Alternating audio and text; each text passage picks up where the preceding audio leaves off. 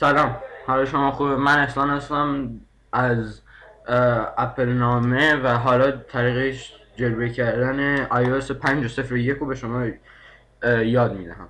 اول باید دستگاه خود را آپگرید کنیم و به 5.01 آپگرید کنیم. همونطور که میبینید دستگاه ما 5.01 از قبل و ما این کار رو انجام دادیم از قبل. برای نحوه طریق آپگرید کردن به ویدیوهای بعدی ما توجه فرمایید. حالا از طریق کامپیوتر مک یا ویندوز ردسنو را باز میکنیم و دکمه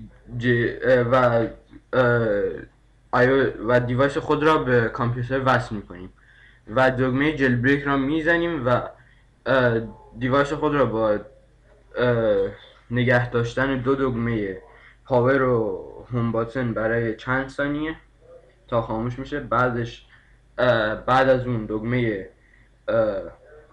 پاور رو ول میکنیم و دکمه هوم باتن که اون دکمه پایینی هست میگیریم تا اینکه خودش به مرحله بعد بره و هر موقع این صفحه رو دیدین از رد سنو شما دکمه چیز را ول میکنید. دکمه هوم باتن دکمه پایینی است که یک مربع روش است و دکمه پاور باتن دکمه بالایی است. و حالا همطور که میبینید دستگاه شروع به جیل بریک شدن میکند و از طریق کامند لاین شروع به هک کردن و یا جیل بریک کردن میکند. توجه داشته باشید که این جیل بریک برای آیفون 4S یا 4S یا آیپد 2 نیست و فقط برای دستگاه های A4 مثل آیفون 4، آیفون 3، آیفون 3GS، آیپد 1 و آیپاد 4 First Generation.